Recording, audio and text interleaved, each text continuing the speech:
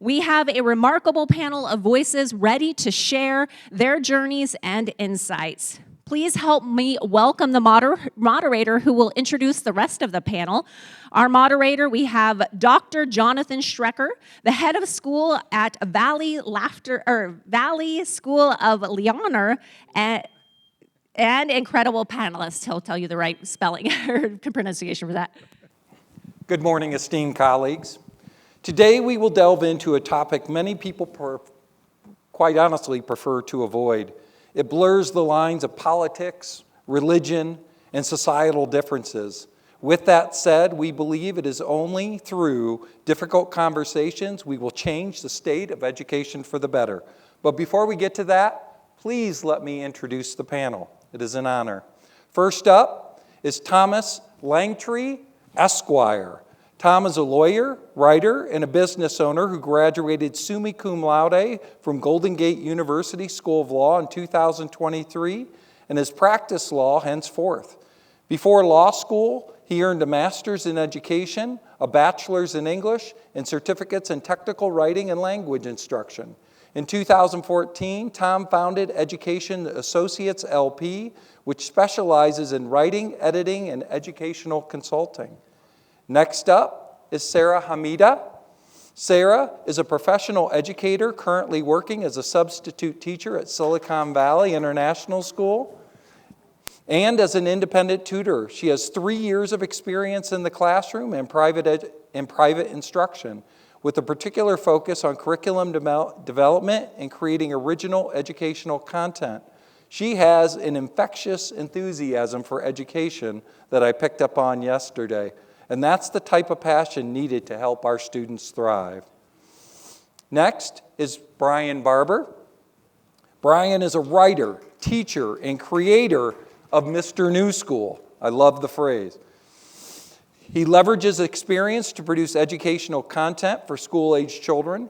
He has 10 years of teaching experience in Maryland. Additionally, Brian has performed as a hip-hop artist, blending artistry with skill. He holds a bachelor in elementary education from Bowie State University, a master's in education from Trinity University in DC, and a bachelor's in visual communication and digital media arts from Bowie State. Lisa Polk. Lisa has over 30 years of experience in early childhood education. She's an organizational development coach, consultant, trainer, and published author. Lisa founded the nonprofit Pollyanna's Place Incorporated to work with families in trauma. She operates 15 locations of United Way of Greater Atlanta's community-paced school readiness program, Learning Spaces. And Verna Felder, who I bought her book. It's well worth the read. Verna is a seasoned educational leader with over 20 years of experience in K-8 settings. She's a published author who holds a K-12 administrative certification and received the Spirit of Detroit Award for Community Impact. Recognized for her expertise in cultural competence and fostering equitable student-centered schools, she also co-created the immersive educator experience, Can You Survive Poverty? And what's the name of your book, Verna? Did you bring a bed bug to school today? Did you bring a bed bug to school today? I've only started. It's a fantastic book. Please give a round of applause to this wonderful panel. Just a bit of background on myself. I'm the head of school at K-8 independent school in Western PA. I'm a writer. I have a new book coming out in just less than 2 weeks called Emergence. And I run a YouTube channel, which is pretty unique for somebody of my age.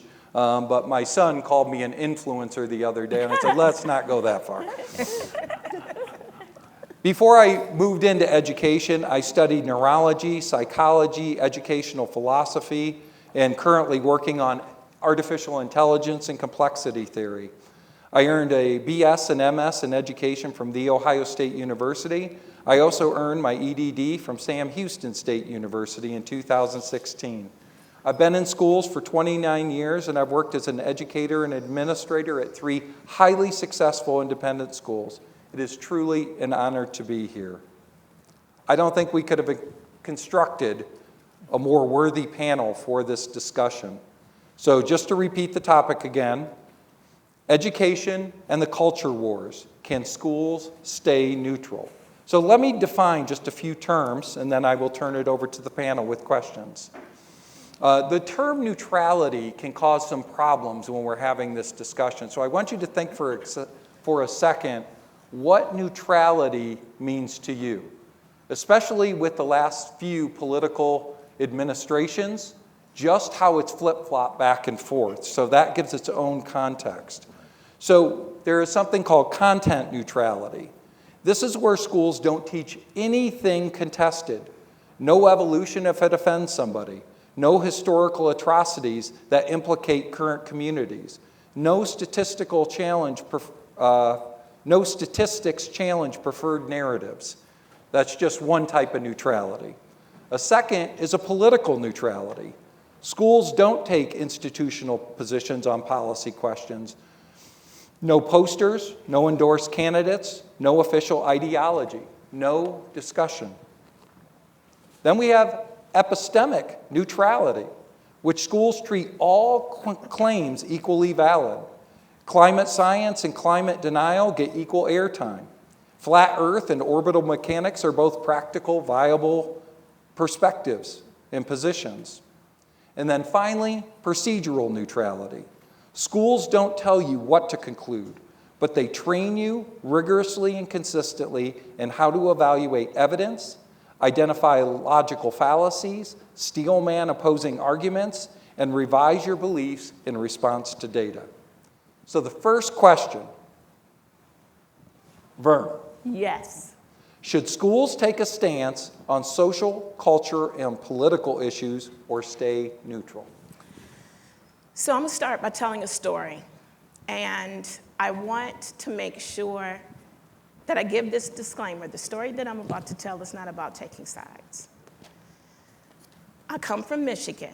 And a couple of months ago, some of the high schools decided that they wanted to have an ICE protest.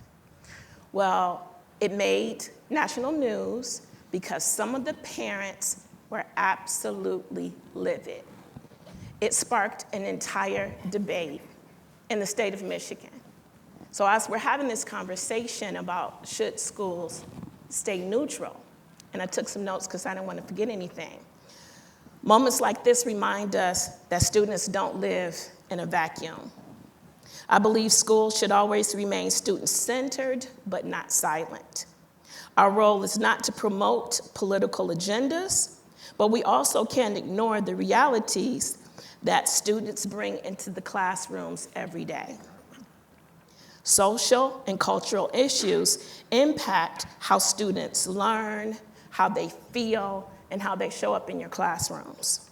So rather than taking a side, schools should take a stand for safe, inclusive, and supportive learning environments, which means space for respectful dialogue. It means teaching critical thinking and teaching students how to respond. It means ensuring that every student feels seen and valued, because ultimately our job isn't just to educate students academically, it's to prepare them to think critically, to engage respectfully, and to navigate our complex world. So, to your point, neutrality should never mean neglect. It should mean leading with balance, integrity, and clear focus on what's best for students at the end of the day. So that's my take on it. Yeah. Thank you for touching on the positive aspects of what we are trying to achieve rather than what we are trying to avoid. I think sometimes in politics that gets messed up and we focus more on the negative. Would anyone else on the panel like to answer the question? I'll repeat it again. Should schools take a stance on social, cultural, and political issues or stay neutral? Well, No, please go ahead. I like that you started with a story because now I have a story. I mean, it brought me back to when I was in high school. I went to Oxon Hill High School in Oxon Hill, Maryland, Prince George's County. So it was during the Rodney King incident, right? And, you know, Oxon Hill is a predominantly black environment, but everybody lives in Oxon Hill, all different types of people. But anyhow, it caused a lot of conversation. It caused a lot of, I want to say disruption, but good disruption, because we staged, as students, we staged a peaceful protest.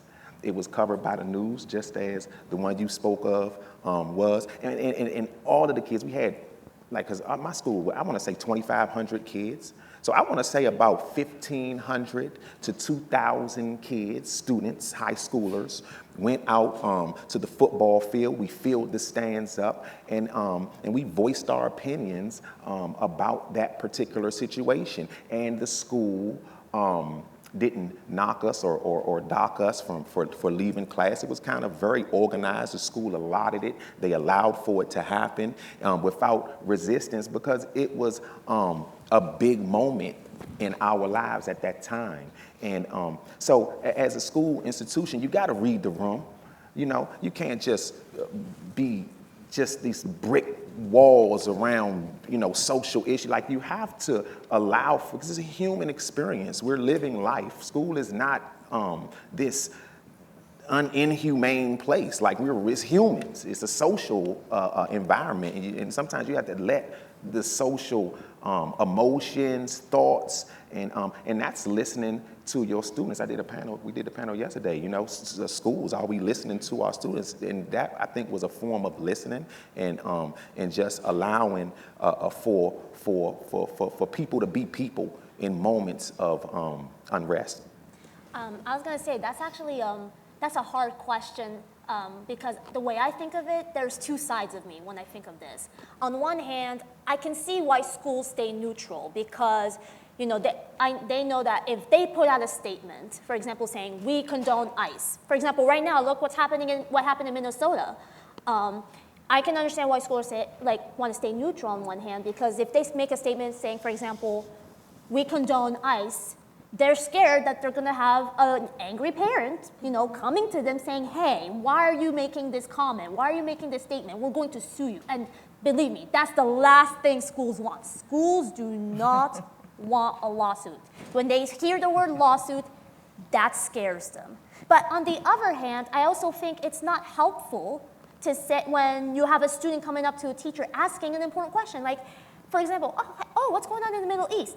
The response should not be, you know what, we're not going to talk about it because we don't want to, you know, stir the pot. Like, I don't think that's a productive response or a productive way to talk about things. I'll give an example of something kind of similar. I saw this. So again, you guys can look it up. There's a situation in Minnesota. 2 U.S. citizens were shot and killed by ICE. Schools in Minnesota shut down, decided to go completely online.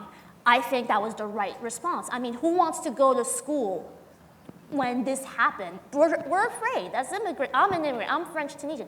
We're afraid to go because of ICE. But I will say in California, so I'm from the state of California. I'm Bay Area, very liberal state for the most part, except maybe SoCal. And I will remember when I was just looking at my Instagram one day, and I saw a response from the Fresno School District. And they said that, so there are students who want to protest against ICE, and their response was, if you can protest, but if essentially, well, I'm paraphrasing, of course, but the response was, if you go out and protest, we're going to mark your absence as unexcused, and we might expel you. And I will say I am very disappointed. Me personally, and again, it's just my own opinion, I'm very disappointed by that response, because I think the more appropriate way to respond would be, you know what? Let's talk about this. Let's have a debate about this. Let's have a conversation. Let's do a workshop about this. Talk to the kids, talk to the families, talk to the parents. Let's do like a little, little town hall meeting, like after school. That's the kind of response I was kind of hoping to see. So to answer your question, it's kind of, I understand why schools want to stay neutral, but at the same time, it's hard because we're human beings. What are we supposed to do? Just keep our mouth shut because we're scared that we're going to stir the pot or we're going to anger somebody so bad that to the point we're going to lose our jobs? I don't think silence is the right answer here.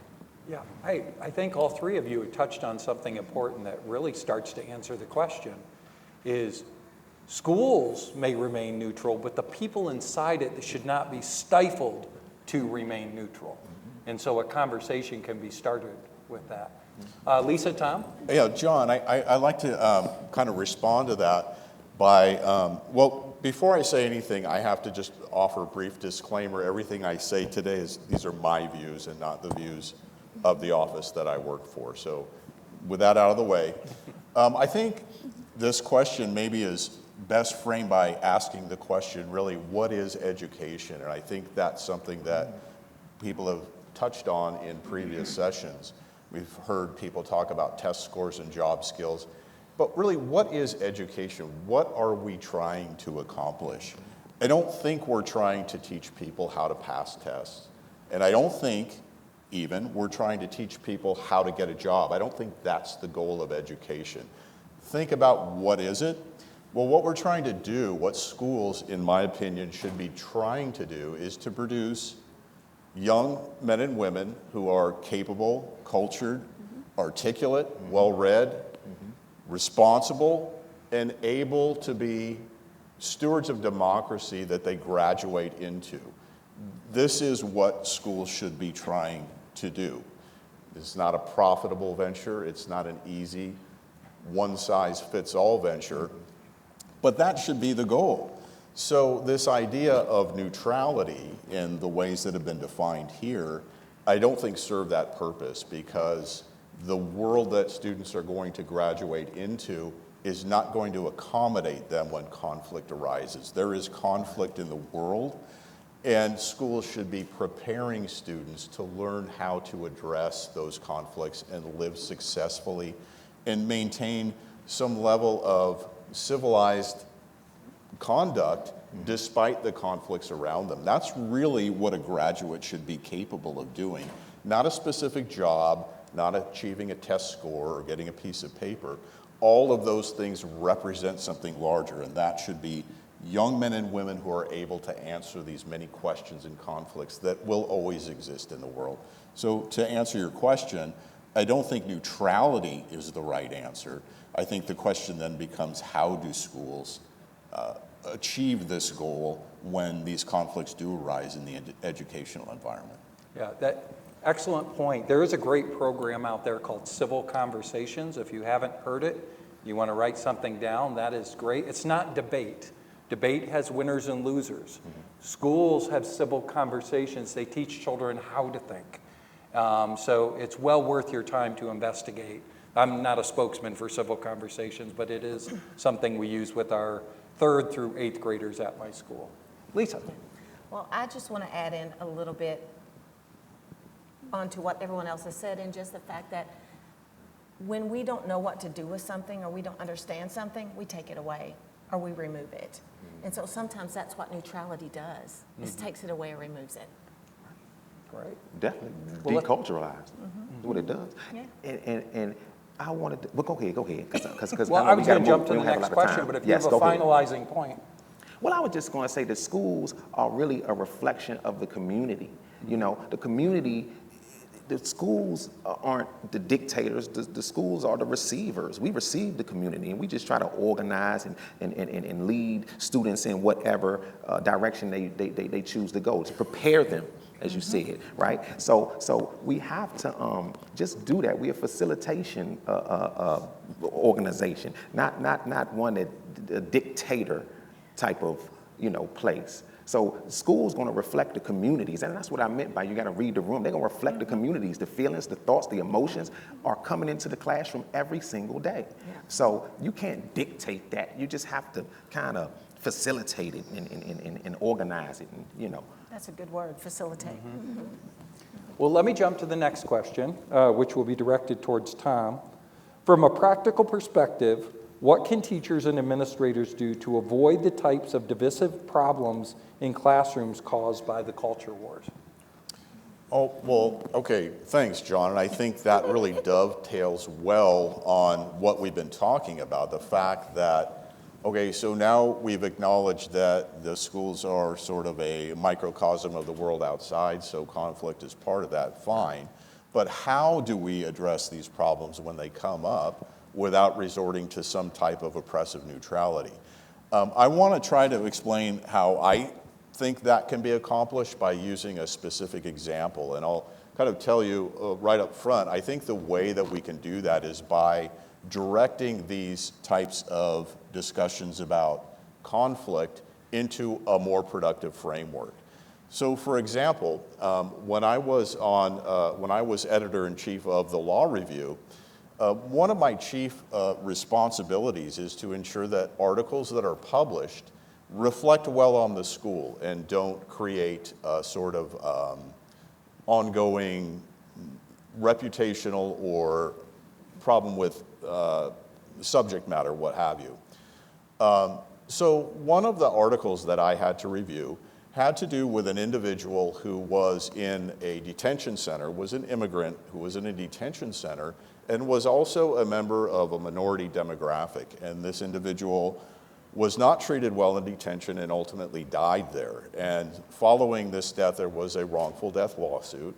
And the agencies, the government agencies involved, were not very cooperative, either prior to the individual's death or during the investigation. So one of the writers wrote, so obviously this sets up a potential conflict. There's an issue about discrimination. There's an issue about government acting irresponsibly. There's a lot there that can raise a lot of, for issues that can lead to conflict and dispute. So one of the writers wanted to write about this, and she did, and it was a decision, and she was writing about the decision that the court had made. And she sent me her original draft, and I said that I couldn't publish it as it was. Not that I wouldn't publish it, but I said that this may cause some issues reputationally, and if we're going to publish this, we have to think about how we express these ideas. Because her focus was exclusively on her decision that this was an example of discrimination.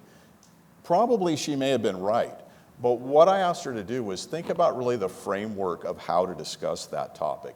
Instead of focusing on the acts that were perpetrated on this an individual, how can we frame this discussion in terms of which laws should have been governing this situation?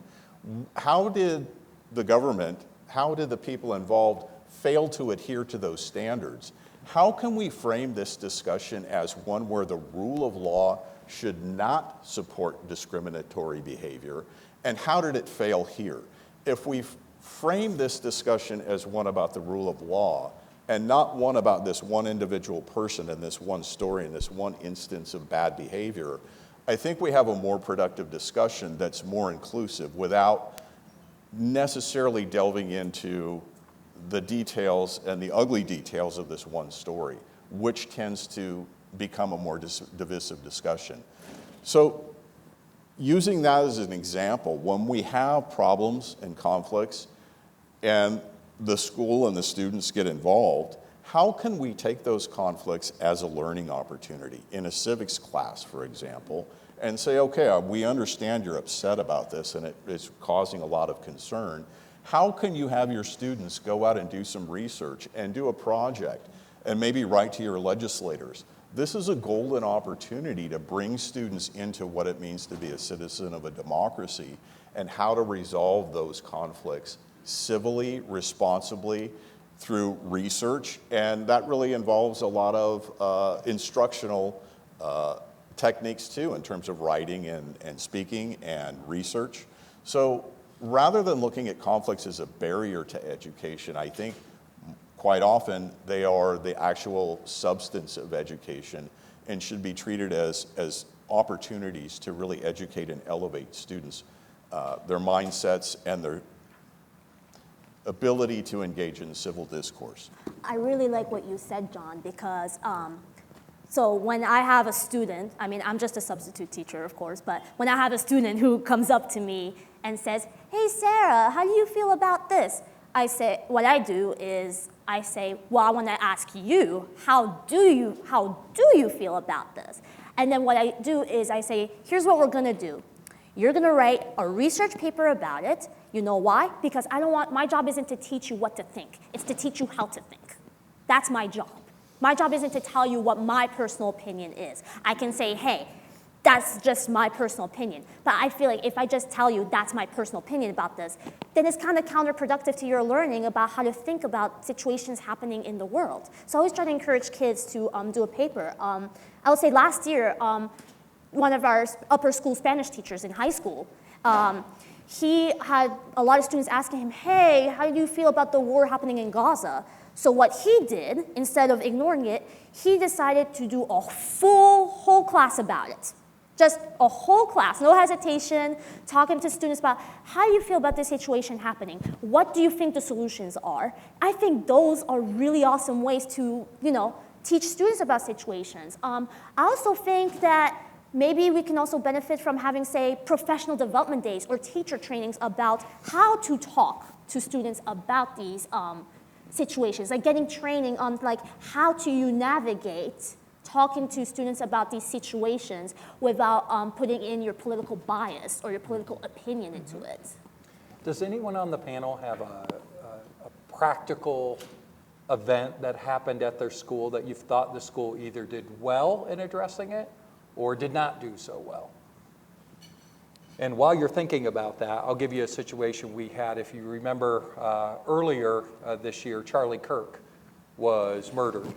And the governor of Pennsylvania decided that the school would fly their flags half-staff.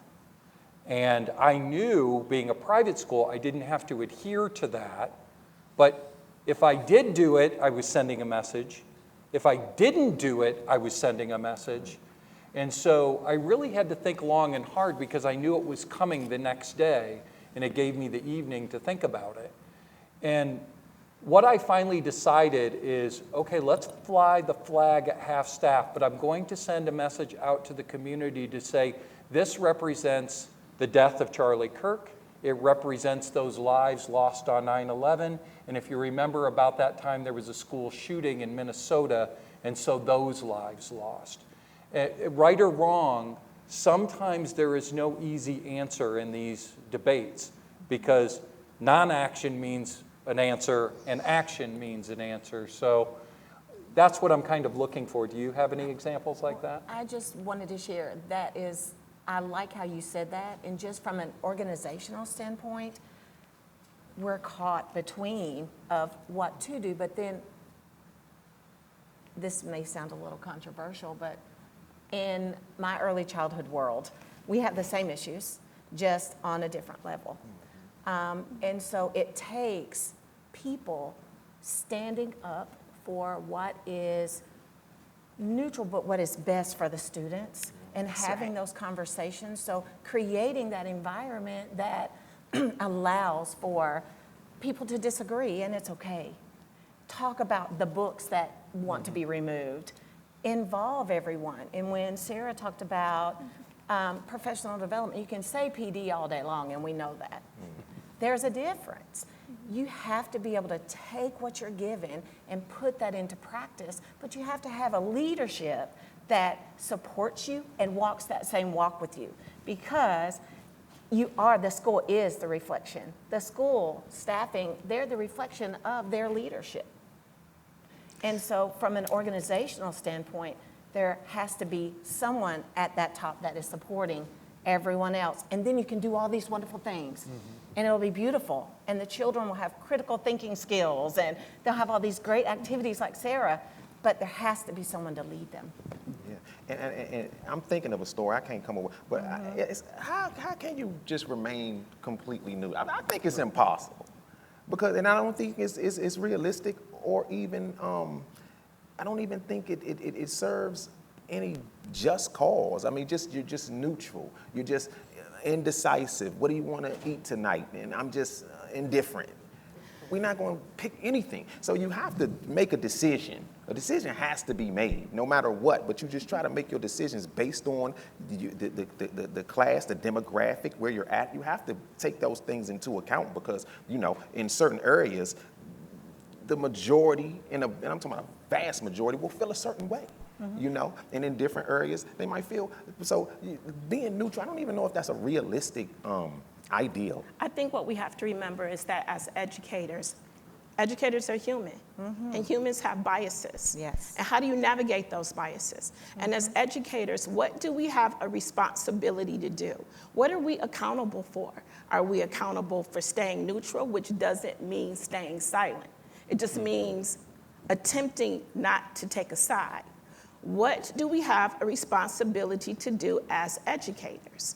Teach children how to respond to conflict. Why? Because conflict are opportunities for children to learn how to respond. And as an educator, that's my perspective.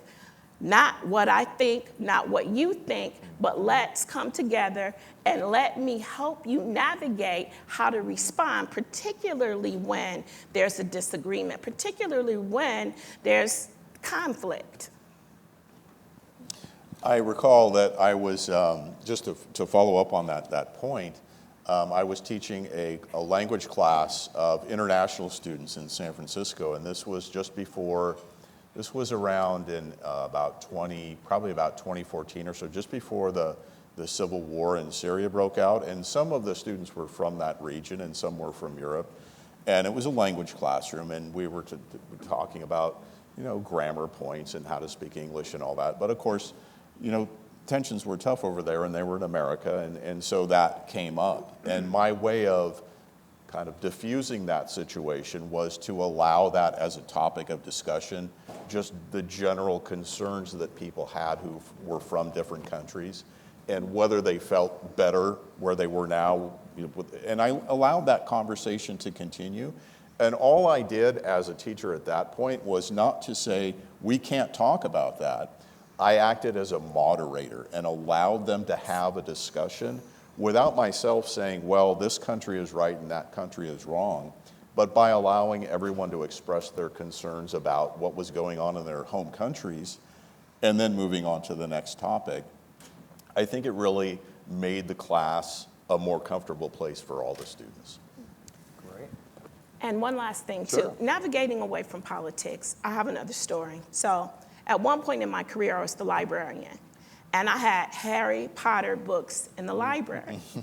Well, a group of parents got together and wanted to burn me at the stake practically because I had Harry Potter books in the library. So they protested, and they wanted the collection of Harry Potter books removed from the library. So at that point, my option was, I have 1,200 students that use this library. And I have maybe 25 students whose parents don't want Harry Potter books in the library. So what do I do? I'm gonna leave it there. Yeah. What would Verna, you do? You asked, or you answered the question, my last question, which was, what do you do when parents try to impose their will on the institution itself, but they only represent a certain Small percentage. Small percentage of people? It's a interesting conversation because we constantly have to navigate that. Something that we have at our school, which is when this conversation came up about neutrality, I said, well, I try to remain neutral as a school, representing the school itself. So because I'm responsible for the entity of the school. However, the core values that we hold dear are non-negotiable. So wisdom development, wellness, both physical and mental, integrity, community, these elements are core to who we are. So even if there's something in society that falls outside of the bounds of what we're trying to achieve through our value sets, we address that. We don't allow that. We call out where that is just not meshing with who we are as a school. So just a little food for thought. I did want to leave some time, and the panel can certainly chime back in as part of this. Is there anybody who would like to ask the panel a question about culture wars or make a statement that's relevant? And I don't know if we have a mic ready to go. We have approximately 6 minutes. Okay, well, it'll be a quick question. And I'm an educator over 40 years. I think neutrality is the key because we cannot teach what parents should teach. I've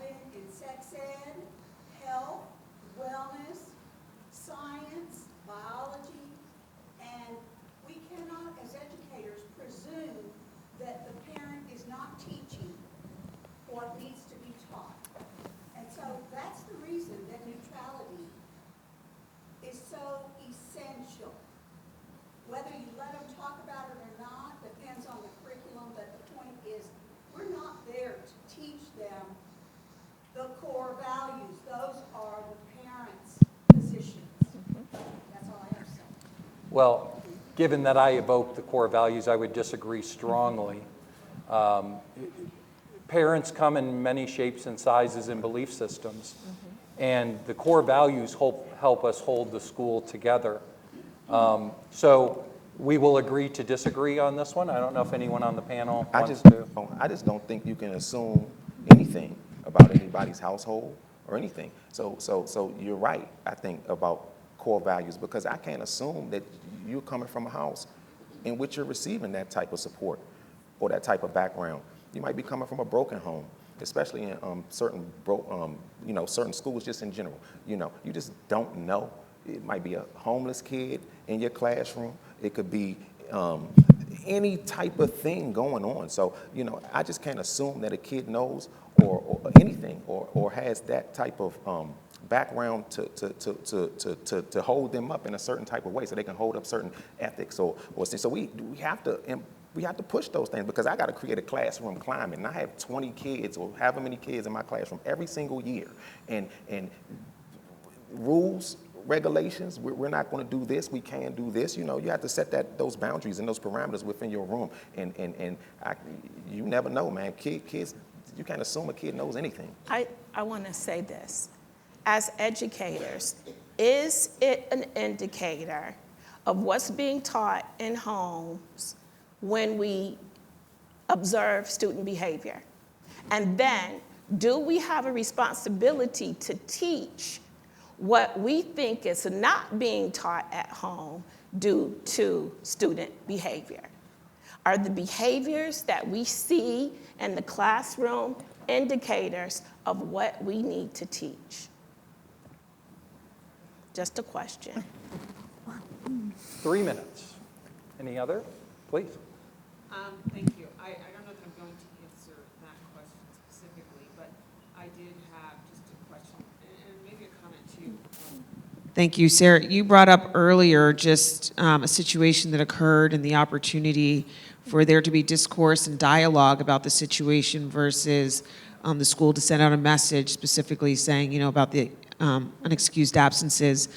And I thought it was a great idea too, because I think it allows people to have dialogue and discourse and really, town hall forums. And, I think when we think about just even the current state of our environment today, I think a lot of that is missing. And so there does seem to be an opportunity for schools to really build those types of communities that have dialogue. So what I want to ask this group is, just as educators, do you see that in your schools today? And is that an opportunity maybe for the future for kind of what we see in town halls when there's political situations, but maybe to start bringing some of that in at a community school level?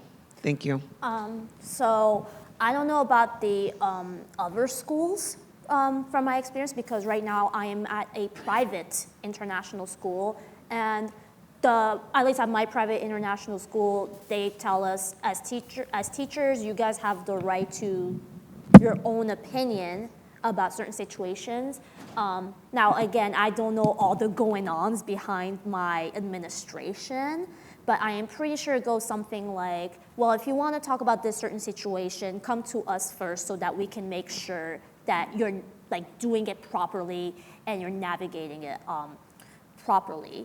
What I hope happens in the future, though, moving forward, is I do want to see more schools showing some more empathy and more compassion about how to navigate situations, because I think it's crazy how we talk about how in education we're trying to build leaders for students. We're trying to build the future.